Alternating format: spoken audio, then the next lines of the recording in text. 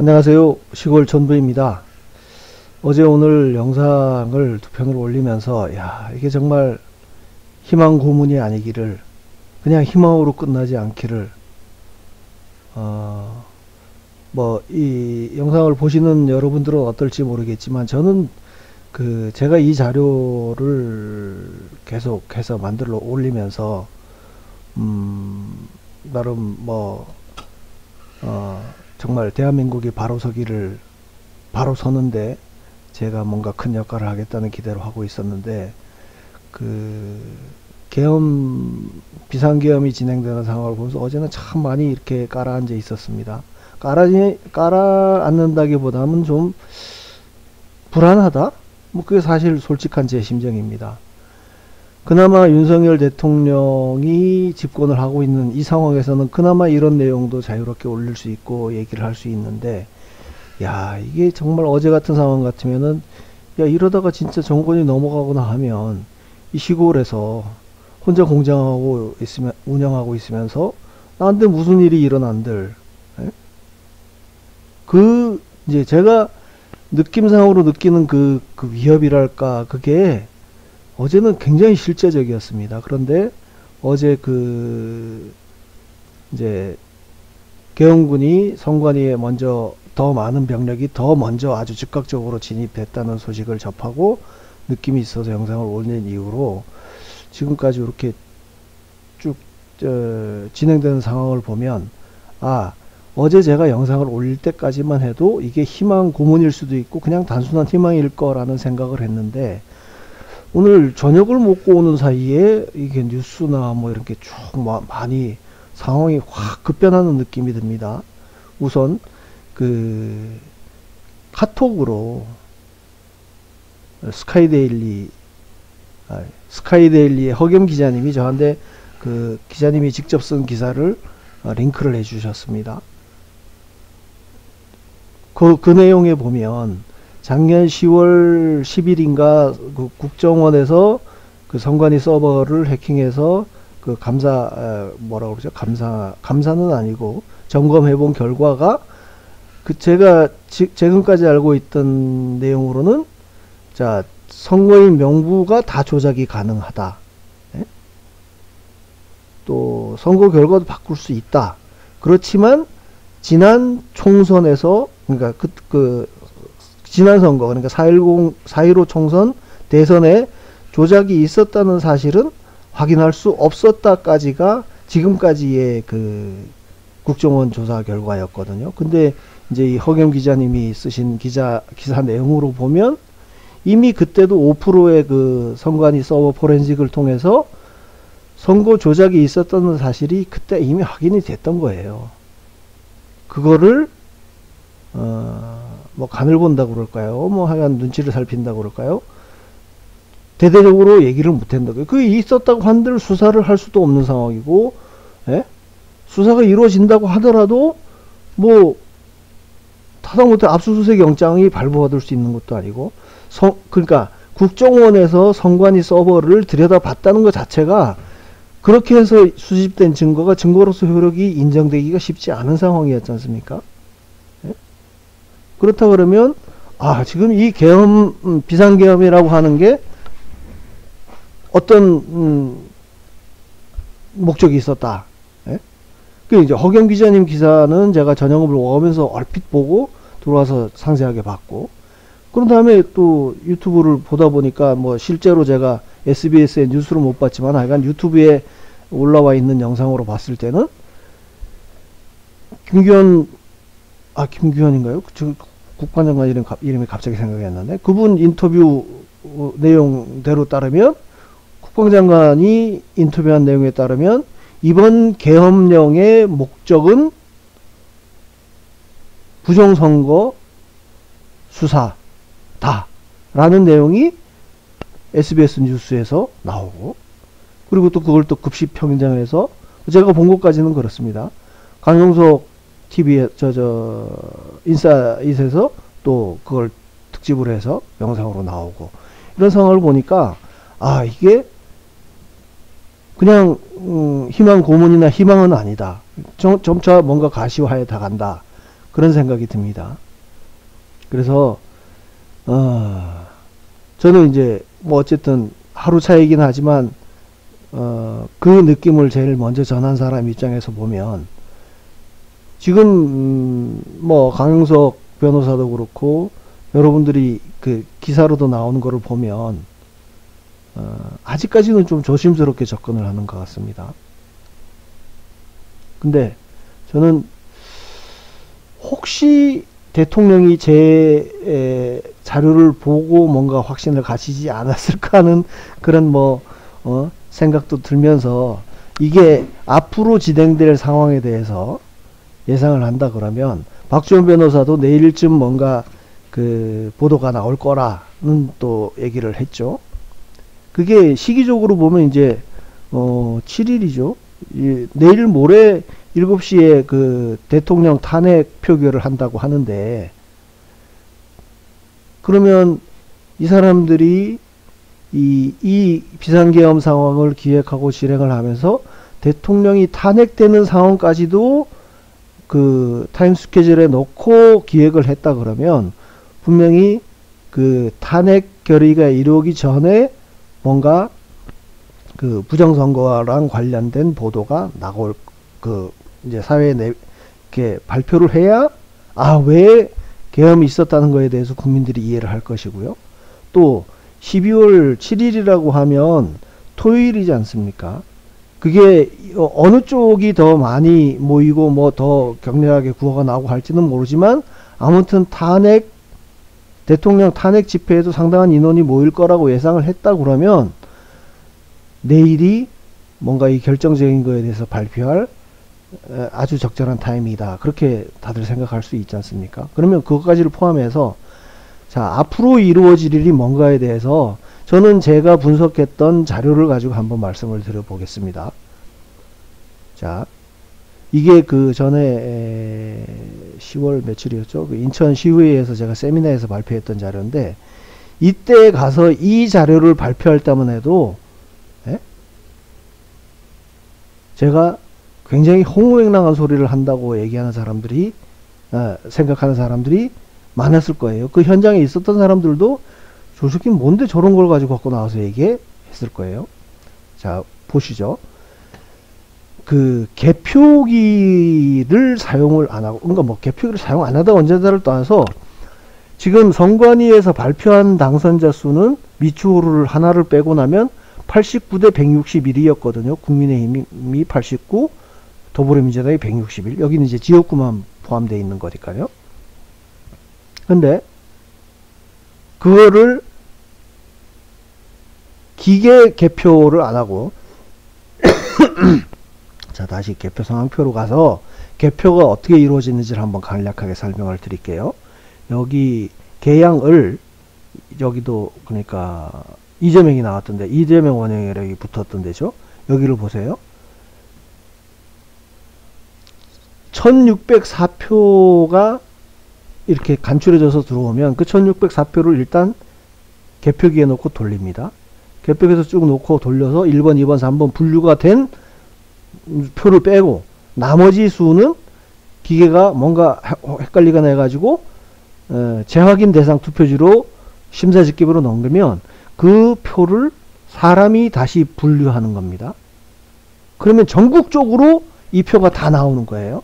전국 모든 투표소에서 이 개표 상황표가 나온다. 그러면 요 개표기에서 분류한, 지금 이제 선관위에서 발표한 거는 이 개표기 분류 결과하고 사람이 분류한 결과를 합친 이 결과로 해서 조금 전에 봤던 국민의힘 89석, 더불어민주당 161석 이렇게 결과가 나왔는데, 뭐죠, 미추홀까지 합치면 90대 161이죠. 근데 요 합계로 계산했을 때 득표율을 계산했을 때 더불어민주당이 161, 국민의힘이 89였는데, 저는 이거는 무시하고 요 사람이 수개표한 숫자, 이 득표수만을 기준으로 해서 계산을 했을 때는 완전히 반대로 딱 뒤집어진다. 국민의힘이 163석, 더불어민주당이 89석이 나온다. 그거인 거예요. 그나마 요까지는 사람들이 굉장히 관심을 가지고 조회수도 많이 나오고 그 제가 세미나 할 때 현장에서도 와 하는 소리까지 나왔었거든요. 근데 이 당일 투표 수개표 득표율을 적용했을 때 이 뭐 말이 좀 어렵긴 한데 자, 이 똑같은 거를 구분을 하는데 선거일 당일 투표한 거냐 관내냐 관내냐를 나눠서 놓고 보면 이 앞서 반대로 뒤집어진다고 하는 거는 그 당일 관내를 다 합쳐서 단순히 사람이 수개표한 것만 가지고 왔을 때도 정반대로 뒤집힌다는 게 요거인 거고요. 그 중에 관내하고 관외를 빼고 당일 수개표한 요 숫자, 당일 투표한 거에서의 수개표 숫자만 가지고 의석수를 다시 득표를 가지고 계산해 보면 더불어민주당 30석 밖에 안 나오는 선거였다는 거예요. 이번 4.10 총선 결과가. 그러면 전라도 광주 지역 28석하고 부천 뭔데? 그 민주당에 서뭐하고 제주 을에 갑자기 이름이 생각 안 나네. 하여간 제주 을하고 제주 을 부천 을 전라 호남 합친 30석만 민주당이 차지할 거고 나머지는 전부 국힘당이 이긴 거다 라는 게 제 분석 결과였어요. 그러면 왜 당일 투표에 수개표만 하느냐? 관내 관외 같은 경우는 자 관리관 날인도 없고요. 뭐 이렇게 당일하고 사전선거 득표율을 따져보면 하여간 뭐 63대 36인가요? 그렇게 차이가 나고, 그러니까 결국 사전선거 일수를 부풀려서 넣어줬다는 의혹을 받는 거니까 사전선거 일수도 일단 빼고 당일에 투표한 사람 중에 수개표한 득표율만 가지고 따지면 30대 222다. 이게 굉장히 황당한 소리처럼 들렸지만 지금 이제 제가 오늘 얘기하려고 하는 거는 자, 이번 비상계엄의 목적이 선관위의 선관위를 수사하는 게 목적이었다고 한다고 하면 그 추후의 방향이 어떻게 될 거냐 하는 거는 이 숫자에서 살펴볼 수가 있는 겁니다. 그냥 최소한 지금 더불어민주당의 그 의석에서 161석 중에 131석이 가짜라는 얘기예요. 조작에 의해서 당선됐다는 얘기예요. 예? 사전선거인수 부풀리기랑 개표기 조작을 영향을 빼고 나면 30석이다. 그러면 지금 제가 오늘 오전 영상에서 올렸던 거랑 어제 영상이랑 조합해서 생각을 하면 예? 이게 그러면 엊그저께 비상계엄을 통해서 확보한 걸 그 사이에 뭐 얼마나 막 포렌식을 하고 뭐 해서 했겠냐? 그게 아니란 얘기예요. 이미 작년 7월에 국정원에서 무한점검을 했을 때 나왔던 포렌식 결과만을 가지고도 상당수가 이미 확보되어 있고, 그 후에도 제가 그 허경 기자님 쓴 기사에도 있었는데 이미 결정적인 증거를 확보하였던 거고, 결국 선관위의 자료를 압수수색할 수 있는 그 유일한 방법이 계엄밖에 없었다고 하면 계엄을 통해서 그 적법한 요식행위를 이제 완성을 한 거예요. 그렇다 그러면 지금까지 누적되어 있던 해킹을 통해서도 뭐 했던 이미 결정적 증거를 갖고 있던 거를 내일쯤 발표하지 않겠나. 발표가 된다고 하면 그나마 지금 부천을의 이름이 생각이 안 나네. 서모하고 그 김한규, 제주을의 강한규가 김한규인가? 그 두 사람을 빼고 나면 적어도 더불어민주당 호남이나 제주을 부천을 빼고 나면 나머지는 다 가짜라는 얘기예요. 다 날려도 상관없다는 얘기예요. 저는 이쪽으로 뭔가 방향을 잡고 국회를 해산을 하거나 뭐 그 사이에 우리 민의가 확 바뀌진 않았겠지 않습니까? 그렇다 그러면 국회를 해산을 하고 다시 선거를 한다 그래도 이 얼추 유사한, 뭐 다시 선거한다 그러면 또 지금처럼 뭐 조작이 이루어지고 하는 건 아니겠죠. 인쇄 날인 없애고 사전 선거를 없애고, 예? 개표기 없애고 이런 식으로 해서 투표를 다시 한다고 하면 얼추 이 비슷한 숫자로 나오지 않겠나. 예? 그래서 지금 그 수사 자체가 목적이 아니고, 계엄 자체가 목적이 아니고, 계엄을 통해서 그 결정적인 수사를 발표할 수 있는 근거를 마련했다고 하면 그거를 발표를 하고 최종적으로 지향을 해야 되는 게 국회 해산. 국회 해산을 지금 뭐 의석을 갖고 있는 사람들이 극구 반대를 한다고 그러면 해산이 아니고 수사를 해서 기소를 해서 그 사람들을 날리면 되는 거예요. 최소한 지금 얘기한 그 전라도, 제주, 울, 부천을 빼고 난 나머지 지금 온통 분당치를 지고 있는 이재명부터 정청래, 최민희, 박찬대, 김병주, 누구예요? 그 약사 출신이라는 김현희, 서영교, 이 면면이 보면 최소한 분탕질을 치고 있는 그 모든 사람들이 다 가짜라는 얘기인 거예요. 뭐 사람들이 얘기하는 게 저기 장재현 박사님 50몇 명이 가짜다. 오늘 저 강용석 변호사가 내는 것도 60, 70명이 가짜다고 하는데, 저는 사전선거 없었고, 사전선거 부풀리기를 안 했고, 개표기 조작을 안 했다고 하면 30명이 저는 합리적인 숫자라고 보는 거예요. 330대 222가. 그래서 최종적으로 지향해야 될 엊그저께 그 계엄, 뭐 어떻게 보면 소란, 소동, 작전, 이거의 최종 지향점은 일단 지금의 국회를 해산 내지는 4.10 총선 무효, 그렇게 하고 재선거를 한다.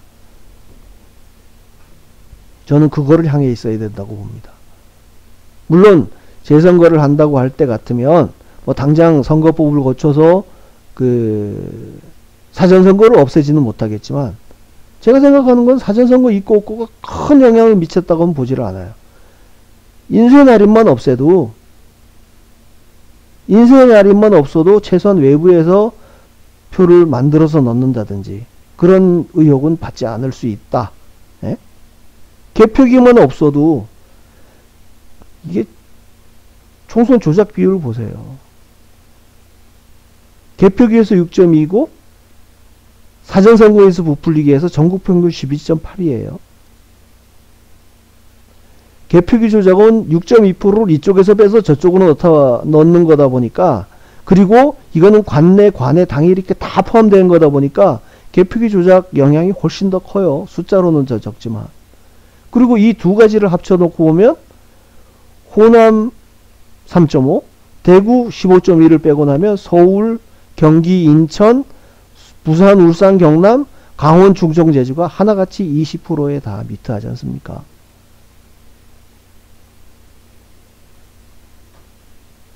이게 포렌식을 했다 그러면 사전선거에서 부풀리기 같은 경우는 그 뭔가 그 루프라고 하나요? 뭐 고투 함수를 통해서, 그 명령어를 통해서 몇 번이 반복될 때마다 한 명씩 넣으라고 하는 그 소스 코드 정도는 최소한 발견을 했을 거다. 는 전제. 그리고 개표기 조작하는 과정에서도 이 QR코드에 개표기가 돌아가기 위해서 투표용지 교부수를 반드시 입력을 해야 개표기가 돌아간다고 하는 거에서 이미 개표기 조작은 예정되어 있는 겁니다. 몇 표가 들어갈 거니까 어느 정도를 바꾸라는 게 있다. 그렇다 그러면 일단 개표기 없이 다음 선거를 할 때는 최소한 개표기를 사용 안 하고 사람이 해도 크게 차이 없어요. 오히려 더 빨리 끝나는 데도 많아. 그렇다 그러면 재선거를 통해서 개표기를 사용 안 하고, 사전선거는 법을 고쳐야 되는 거니까 어쩔 수 없다고 하면 최소한 관리관 날인이라도 직접 그 각 투표소에 동별로 설치되는 투표소에 관리관이 딱 정형화된 몇 동 몇 투표소 관리관의 인이 아니고 그 관리관이 실제 사무에서 사용하는 도장을 가지고 찍게 하자. 그럼 그거 어디서 만들어 놓겠어요, 그 표를. 저는 그 정도까지만 양보를 해서라도 재선거를 한다 그러면 뭐 30대 220이 될지 뭐 50대 200이 될지는 모르지만 이게 어떤 숫자냐가 중요한 게 아니잖아요. 최소한 국민들이 인정할 수 있는 공정한 결과가 나올 거라는 기대를 가지고 그 지금의 그 계엄, 비상계엄, 뭐 선관위 수사 이거를 지향해야 한다 그렇게 보고 있습니다.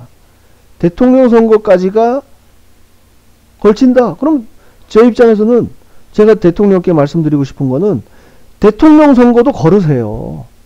22년 대통령 윤 대통령님이 당선된 그 선거도 걸으란 얘기예요. 예? 오늘 오전에 영상을 보여드렸지만 대통령이 18% 이상 이겼다니까요. 오히려 지난 대선 결과 조작 결과를 정확하게 그 뭐 서버를 통해서 밝혀냈는지 어떤지는 모르지만 적어도 제가 분석한 결과에 따르면 18% 이상으로 이긴 선거였다는 게 오히려 이 수사 결과를 통해서 확정이 된다 그러면 그냥 자기 선거는 감추고 4.10 총선만 막 까발려가지고 문제 있다고 해서 국회를 해산하거나 무력화하는 것보다는 저는 기왕 지금 목숨 걸고 계엄령까지 선포한 대통령이라고 하면 지난 대선까지를 까고 가보자는 얘기예요. 그 뭐 이미 나온 사실을 가지고 같이 공감하고 하는 거는 뭐 제 성미에도 안 맞고 제가 왜 굳이 그 일을 하겠냐는 생각이 들지만 적어도 앞으로의 일을 생각한다 그러면 이 숫자가 지금까지 허무맹랑하다고 하던 이 숫자가 어떤 의미라고 하는 거에 대해서 여러분들이 다시 같이 공감을 해주고 혹시 이 자료를 대통령이나 대통령 주변에 있는 분들이 이걸 보고 한다고 그러면 강력하게 밀어붙여도 증거가 다 그거를 뒷받침할 거라 하는 말씀을 드리고 싶습니다. 그러니까 지금 이제 희망 고문이라는 말은 지워도 됩니다. 적어도 SBS에서 오늘 뉴스에 나왔다 그러면 오늘 저녁, 오늘 밤, 내일 아침까지 가면은 KBS, MBC나 전부 뉴스에 다뤄질 거라고 생각을 하고요. 그 시점에서 내일쯤으로 예상되는 이번 계엄과 관련한 대통령의 입장이 나온다 그러면 진짜 대박입니다. 대박. 네. 이걸 뭐 편을 나누어서 우파가 뭔가 확 이긴다 이런 느낌의 그게 아니고요. 최소한 그 부정을 없앨 수 있다. 부정 의혹을 없애고 뭔가 새로운 공정한 조건에서 뭔가를 새로워 볼 수 있다 하는 걸로 좀 더 한 걸음 앞선 그런 힘을 가졌으면 좋겠다 하는 생각에서 뭐 지난 자료이지만 크게 주목받지 않았던 제 분석 결과를 가지고 말씀드렸습니다. 어제와 오늘이 너무 많이 다르지 않습니까? 그 추세대로 오늘과 내일이 또 완전히 다른 내일을 전혀 정말 새로운 희망으로 맞이할 수 있기를 기대합니다. 감사합니다.